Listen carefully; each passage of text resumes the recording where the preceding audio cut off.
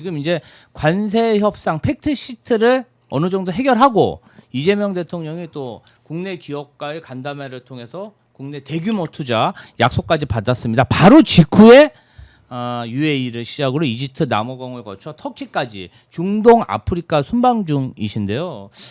경제 전문가로서 이재명 대통령의 중동 아프리카 순방 어떤 점을 굉장히 집중적으로 보고 계실까요? 네, 우리 에이펙을 중심으로 한 회의까지는 1년의 회의까지는 네. 방어전이었습니다. 방어전이었다. 우리 걸 뺏기면 안 되고 남들이 우리 걸 노리니까 이걸 잘 지켜야 되는 거였죠. 속상했습니다. 네.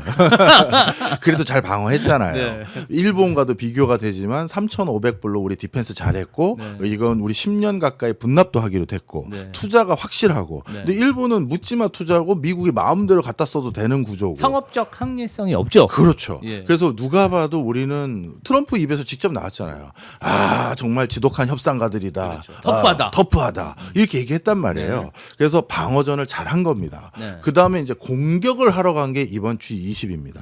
이제 미국과 중국의 입김에서 우리가 덜 휘둘리려면 교역 다변화해야 되고요. 그렇죠. 제3세계 시장에서 벌어오는 돈의 포션이 미국, 중국 못지않게 커야 됩니다. 그러면 미국이 한마디 한다라고 우리가 신경을 크게 안 쓸 수 있는 여지가 생기는 거잖아요. 그런데 이미 G20이라는 이 헤게모니 그리고 이 국가들의 시장 규모가 전 세계에서 의미가 굉장히 커져버렸어요. 네. 예전에는 국제사회의 룰 세팅을 G7에서 했잖아요. 그렇죠. 근데 그때는 왜 그랬느냐? G7의 그 7개 국가만 모여도 전 세계 경제에서 상당의 포션이 되고 그러다 보니까 우리 7개만 국가만 합의하면 나머지는 따라올 수밖에 없어. 우리 이렇게 정하자 했는데 네. 이젠 이 7개 국가의 시장 규모가 옛날 같지 않고 영향력도 옛날 같지 않은 거예요. 그러니 우리 7명만 합의했다고 애들이 말 듣겠습니까? 그렇죠. 이제는 확대 회의를 해야 될 것 같아요. 해서 G20이 돼버린 거예요. 그러니까 의미 있는 존재들인 거예요. 지역의 맹주들인 거죠. 그런 사람들이면 적지 않은 시장 규모를 가지고 있어요. 우리에겐 기회 요인인 겁니다. 이분들하고 공동의 아젠다를 설정하면서 그들도 똑같이 미국과 중국 사이에 등살에 지금 못 이기고 있거든요. 우리들끼리 연대하는 그 공격전이었어요. 그리고 가시적인 성과들이 좀 보입니다. 니들도 다 자체적으로 AI 주권, 소버린 AI 고민하잖아. 그렇죠. 니들 국가 데이터들이 다 특정 국가에 흔들리면 안 되잖아. 우리는 그런 것들 소버린 AI 구축하는데 소프트웨어뿐만 아니라 하드웨어도 다 해본 경험이 있어. 우리 동남아시아 전체가 쓰고 있는 라인 한국이 했던 그런 플랫폼이고 자국이 만든 플랫폼 아직까지 쓰고 있는 나라 이제 전 세계 한국밖에 없어요. 그 네이버 그다음에 다음 이런 거 우리 아직 쓰고 있는 나라고. 그렇죠. 그리고 반도체 만드는 진짜 3-4개 나라 중에 하나고 우리에게 도움을 요청해라. 도와주겠다. 이런 거 한 거고요. 그리고 많은 국가들이 이제 방위 산업에 대해서 더 신경을 써야 되는데 또 무기 만드는 또 재래식 무기부터 그거 다 하는 나라고 또 원전 강국이고 또 K컬처는 말할 것도 없고요. 그래서 그런 것들에 대한 어떤 경제적 성과들을 꽤 내셨고요. 저는 그 성과만 내셨으면 제가 감히 누굴 평가할 주제는 아니지만 그냥 잘하셨습니다 하고 말았을 텐데 아주 짤을 붙일 수 있었던 원인이 딱 하나 있습니다. 뭡니까? 바로 못 받은 돈 받아오셨어요. 어떤 돈? 인도네시아에 비행기 팔았는데 전투기 팔았는데 네. 돈 못 받고 있었거든요. 네. 그거 인도네시아에서 주겠다고 얘기를 했습니다. 주기로 했답니까? 예, 얘기는 한 거죠. 이제 뭐 진짜 딱 입금했다는 건 아니지만 예. 그래서 그것도 이번에 성과에 들어가 있어요.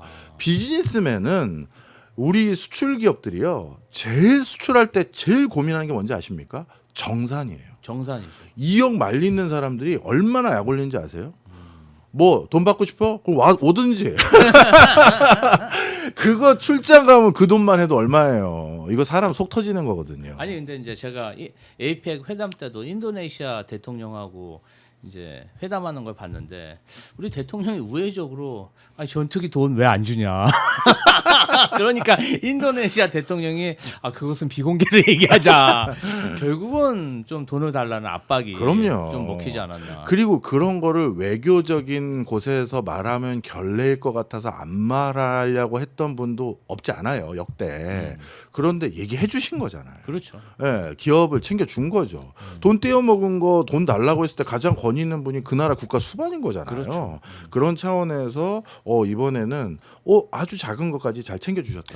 저는 뭐 UAE 같은 경우는 KF-21 네. 그리고 이집트 같은 경우는 FA-50 전투기 수출이 조금 이렇게 한 몇 년 전부터 이야기가 나와서 이번에 대통령님이 가서서 상당한 좀 설득을 하지 않았을까 그런 것도 좀 기대해 봅니다. 앞으로 기대를 해야겠죠. 네. 그러면 지금 UA 순방만 해도 1,000억 달러 경제 효과를 거둘 것이다. 이런 전망이 나오는데 AI, 방산, 에너지, 컬처 경제적 성과가 많았던 부분이 좀 어디일까요? 특히 중동 지역에서도 네. 지금 미국과 중국 모두의 의존도를 낮추기 위해서 겁나지 않은 친구가 많이 필요합니다. 겁나지 그리고 않은 친구. 그리고 이제 신재생 에너지에 대한 속도감이 조금씩 안착이 되다 보니까 네. 이제 탈석유에 대한 다음 먹거리를 고민해야 되는데 그런 여러 가지 관계들 속에서 한국은 굉장히 뭐랄까요 중요한 우방이에요. 우방이다. 그래서 UAE, 사우디 뭐 이런 데를 통해서 우리 서로 윈윈할 수 있는 게 많고요. 우리는 대표적으로 많은 분들이 오해하는데 제일 많이 수출하는 물건 1등은 부동의 반도체고요. 네. 2등부터 3등, 4등이 왔다 갔다 하는 품목들 중에 하나가 석유화학입니다. 석유화학. 예. 그러니 우리도 석유를 사다가 가공해서 석유를 수출하는 국가거든요. 그렇죠. 그런데 그 석유의 원자재를 제공해 주는 국가들하고 좋은 관계 유지해야 되잖아요. 그럼요. 그래서 이런 부분과 관계를 돈독했다는 건 국가의 안전감을 굉장히 높이는 거예요. 그래서 저는 이 부분에 대한 성과를 가장 높이 평가합니다. 아, 네. 자, 이제 이재명 시대 좀 어려운 과제입니다. 이재명 시대 부동산. 네. 이제 부동산 얘기를 해야겠죠. 네. 참 이 부동산 지금 11호 대책 40일째. 서울 아파트 가격상은 어떻습니까? 네. 여기 이거 안 했으면 저 오늘 오랜만에 오마이뉴스 구독자들에게 좋은 얘기만 듣고 갔을 텐데 이 얘기하면 또 욕 먹고 가는데 요즘 이상하게 이제 부동산에 워낙 속상하신 분들이 많아서 그렇죠. 좀 오해 아닌 오해가 생겼어요. 부동산 상승을 얘기하면 좀 보수적인 성향의 학자고 하락을 얘기하면 좀 진보적인 성향의 학자고 부동산이 왜 그런 판단의 기준이 되는지 모르겠습니다만 네. 그건 되게 오해이신 거고요. 네. 공부하는 사람은 자기가 공부한 내용을 바탕으로 그렇죠. 전망하는 거죠. 그렇죠. 객관적인 그냥 판단을 하는 겁니다. 네. 객관적인 판단이 틀렸으면 그건 제가 공부가 미진한 거고요. 근데 안타깝게도 저는 오마이뉴스에 저도 뭐 조그만 거 진행한 적도 있었거든요. 네. 그때도 그 올 초였는데 네. 그때도 제가 진단하기엔 상승할 것 같았어요. 여러 대책과 대안이 있을지언정. 네. 근데 여전히 안타깝게 지금 상황을 물어보셨으니까 서울 아파트 매매 가격 기준으로는 38주째 상승 중입니다. 계속 상승. 계속 상승 중이에요. 그리고 15 대책이 수립됐는데 3주 만에 상승폭이 확대되는 걸로 또 상승 전환이 더 공고해져 버렸어요. 그러니까 저도 이거는 예상 못했는데 15는 대출을 너무 옥죄했기 때문에 당분간 한 내년까지는 거래 절벽 요걸 좀 예상했었는데 네. 요즘 거래가 물론 조금 줄긴 했습니다만 그래도 생각보다 덜 줄었고 그 거래가 일어난 것들의 그 새로 제가 웃돈 주고 더 살게요라는 금액이 다시 상승폭이 커졌어요. 아. 이게 11월 셋째 주 통계 기준입니다. 그러니 아니 15처럼 초강력 대책이 나왔음에도 불구하고 서울 전 지역이 계속 공고한 상승 추세다. 이거는 저는 15 대책에 대해서 그렇게 긍정적으로 생각 안 했거든요. 그래서 그런 상승세가 서울 아파트 매매 가격 기준으로 38주째 상승이 이루어지고 있고요. 그다음에 전세 가격 궁금하신 분이 계실 텐데 네. 전세나 매매는 사실 비슷한 움직임입니다. 그래서 39주째 전세 가격도 상승 추세로 전환이 됐어요. 딱 동대문구하고 일부 구만 신규 이제 입주가 예정되어 있는 물량이 요 근래 좀 나올 겁니다. 그것 때문에 동대문구 정도만 전세가가 상승이 아니라 약간 조정 국면으로 바뀌었고 네. 나머지는 서울도 아파트 전세도 상승 추세 이렇게 되고 있고요. 월세가 더 좀 충격적인데 이거는 거의 50주 이상이 월세 가격이 올라가고 있어요. 계속 올라가고. 예. 특히 전세에서 월세로 전환하는 사람들이 많았지 않습니까? 전세 사기 그렇죠. 등등으로 인해서. 그렇죠. 그래서 전세에 대한 것들에 대한 이런 선호도 이런 게 더 많아지다 보니까 이렇게 좀 더 올라가는 추세입니다. 아니 그런데 주택 가격 자체가 서울 강남권 보면 굉장히 높은 가격이거든요. 근데 그럼 대한민국에 그렇게 부자가 많았다는 얘기입니까? 제가 그래서 이게 그 여러 번 말씀드렸지만 그 영끌 투기 세력들이 빚을 잔뜩 내서 집값을 끌어올린다라는 말에 투기 세력이 있죠. 영끌족이 있어요. 그리고 이상하게 부동산 시세로 조작하는 세력도 있습니다. 이거는 진짜 근절해야 되고 정부 당국에서도 좀 조사를 하셔서 네. 아줌마들이 뭐 커뮤니티를 올리는 건 막아야 되는 건 분명한 사실입니다. 그런데 그러면 실체가 없는 그들이 전부 조장한 거냐 했을 땐 거기에는 동의하기는 좀 어려워요. 그러네요. 네. 제가 뭐라고 했냐면 2, 3년 전부터 대출을 안 해도 집을 살 수 있는 여력이 있는 사람이 많을 거다. 통계를 가지고 말씀을 드렸어요. 네. 정부에 가서 저 같은 사람은 자문 가끔 가지 않습니까? 뭐 특정 자문하는 자리에서도 말씀드린 적이 있는데 본의 아니게 전 국민 실험을 해버렸죠. 6.27 때 6억으로 어쨌잖아요. 6억으로 어쨌는데도 대세 상승이 일어났어요. 네. 그래서 제가 그랬어요. 그때도 모 부처에 가서 말씀드리지 않았냐. 대출을 무리하게 땡겨서 한 게 아니라 대출이 나온다니까 대출을 껴서 산 거지 내 돈 주고도 살 수 있었던 거다. 저도요. 금융지주회사에서 중견기업 회장님들 이런 분들 가끔 자문하러 와달라고 하면 불려갑니다. 네. 그럼 그런 분들 중에 누군가가 회사 돈인지 개인 돈인지 제가 그것까지는 안 물어봤고 어디에 한 1,000억짜리 빌딩 있는데 그걸 사는 게 어떨까요? 이제 고민을 하시더라고요. 4억으로 쓸까 하면서. 그런데 이제 자금 요령은 어떻게 되십니까? 뭐 1,000억 현금 동원해서 살 수는 있는데 근데 회장님 아시죠? 그 1,000억 현금 있다고 1,000억을 다 빌딩 사는 데 쓰시면 안 되고 대출 껴서 사셔야죠. 저희는 그렇게 권고합니다. 그리고 하버드 대학교나 캠브리지나 서울대나 어느 대학이든 학부 2학년 때 투자론 수업이라는 게 있어요. 네. 그 투자론 수업 때 레버리지를 활용하라라고 다 가르쳐요. 다 가르치죠. 예. 그게 사실이잖아요. 그렇죠. 그러니까 이번에 우리나라에서도 대출을 껴서 부동산을 사는 게 돈이 없는데 무조건 대출 껴서 무리하게 투자했다라고 해석하면 안 된다는 거예요. 자, 다시 정리해서 그래서 6억으로 옥죄는데도 다 올랐어요. 제가 그래서 정부 당국에 그랬어요. 이제 뭐라고 설명하실 겁니까? 저한테 대출로 사는 거라고 하셨는데 근데 이제 1억으로 옥죄는데도 또 올라요. 이제 뭐라고 설명하실 겁니까? 그렇죠. 그래서 이게 저도 감정이 섞일 수밖에 없는 화두인 건 알죠. 집 없는 사람이 내가 모으는 속도보다 집값이 더 빨리 올라가면 누가 기분 좋겠습니까? 그런데 그렇다고 감정으로 대응하면 정책은 망가지잖아요. 그렇죠. 너무 좀 감정을 좀 내려놓고 진짜 이제는 솔직히 담백하게 얘기를 하자. 예. 어떻게 할 거냐. 예. 이거 좀 얘기를 해야 되는 상황이지 그냥 고집만 피워서 해결될 건 아닙니다. 그 11호 대책 이후에 화성 동탄 등 대출 규제 피한 지역하고 오피스텔 등의 풍선 효과가 좀 나오고 있다. 이런 얘기들도 있어요. 이게 정말 사실인가요? 부분적으로 사실이고 부분적으로 버품도 있죠. 예를 들어서 호가를 기준으로는 네. 올려버리죠.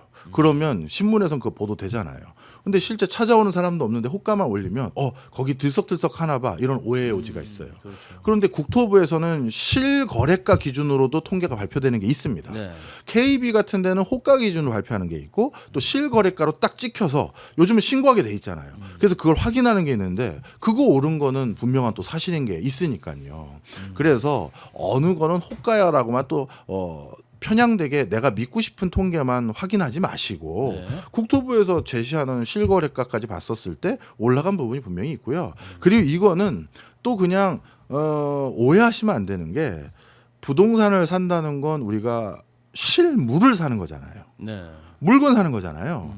그럼 조성단가라는 게 당연히 가격에 들어갈 수밖에 없는 그렇죠. 건데 부동산만 물가가 안 오를 리가 없잖아요. 맞습니다. 최근 35% 가까이 올랐거든요. 그럼 집을 공급하는 사람들 입장에서도 가격이 30%더 비싸게 부를 수밖에 없는 맥락도 있는 거죠. 예, 그런 것들이 섞여 있어서 그래서 가격이 또 오르는 추세가 돼버린 겁니다. 저도 이제 뭐 분당 또 성남 지역에서 정치 활동을 하다가 네. 보니까 이 지역이 재개발 재건축 열풍이 굉장히 뜨겁습니다. 그렇죠. 그러면 뭐 숫자는 다 안 세어봤지만 네. 그게 한 100여 개 단지가 어우. 정말 경쟁하듯이 재개발 재건축을 추진하는데 보통 저희가 생각하는 재개발 재건축 하면은 그 조합원들끼리 뭐 분쟁도 많고 뭐 그럴 것 같은데 생각보다 어떤 동의율이 높고 예. 다 합심해서 재개발 재건축을 추진하면서 그리고 이제 그 주택 가격 상승에 대한 그런 확신들이 좀 있으시더라고요. 이게 불편한 진실이에요. 이 그동안 떨어진다를 20년째 우리가 믿고 싶은 거짓말이 여기까지 왔잖아요. 네네네. 그러다 보니까 재개발, 재건축하겠다는 분들도 이제는 야 우리 빨리 동의해서 이 마음이 커진 거예요. 네. 네. 그래서 요즘은 또 주변에서 들리는 게 있잖아요. 이게 유튜브 효과 또 그 AI 효과인데요. 어느 동네 재개발, 재건축 어떻게 됐는지 찾아줘 하면 AI가 그 동네만 딱 히스토리를 알려주거든요. 그렇죠. 그러니까 조합원들 입장에선 야 이게 꼭 우리에게 손해 보는 것만이라고 얘기할 수 없어. 이 학습이 빨라진 거예요. 네. 그리고 공중파라든가 몇 개에서 크게 부동산 뉴스를 다루는 게 아니라 지역적으로 어느 조합 단위의 소식들도 알려주는 유튜브 채널이 많잖아요. 그렇죠. 그걸 보니까 이게 동의 안 할 건 아니네 생각이 많아진 거죠. 정보의 유통 속도가 빠르더라고요. 예, 우리 김지호 대변인도 그런 지역 유권자들의 민심도 또 보살펴 주셔야 돼요. 맞습니다. 예. 하여튼 요새 힘듭니다. 고민되시겠다. 예. 아이고. 예. 아, 이거 오늘 제가 사실은 우리 정호정호 네. 경제는 정호정호 박정호 네. 교수님하고 한 1시간 정도 대담을 했는데요. 아, 정말 좋은 말씀 고맙습니다. 제가 많이 들었습니다. 저도 이제 과거에 주식 시장하고 자산 관리 쪽에 종사를 한 적이 있는데 야, 이렇게 실물 경제에 밝은 아유, 고맙습니다. 교수님은 또 사람들이 이해하기 쉽게 설명해 주시는 교수님은 정말 오랜만에 제가 만났다 이런 말씀 드리고요. 아, 어떻게 시청자분들 잘 주식 시장 우리 부동산 시장 앞으로 전망에 대해서 도움이 되셨을까요? 아, 이제 점심 시간이 지나고 조금 이제 식곤증이 올 그런 시간인데요. 자, 이제 저희 주식 시장, 부동산 시장 오늘 많은 참고가 되셨을 거라고 생각하고 김지호의 어쩌다 인터뷰 경제는 정호정호 명지대 박정호 교수님과 함께했습니다. 끝으로 한 말씀 해주시죠. 네, 모처럼 오마이뉴스 구독자분들하고 조우해서 너무 반갑고요. 뭐 또 기회 되면 자주 찾아뵙고 제가 아는 범주 안에서 열심히 공부해 와서 또 쉽게 어떻게 말씀드릴지 고민 많이 해서 또 찾아뵙도록 하겠습니다. 오늘 반가웠습니다. 반갑습니다. 예, 고맙습니다. 고맙습니다. 다음에 또 뵙겠습니다.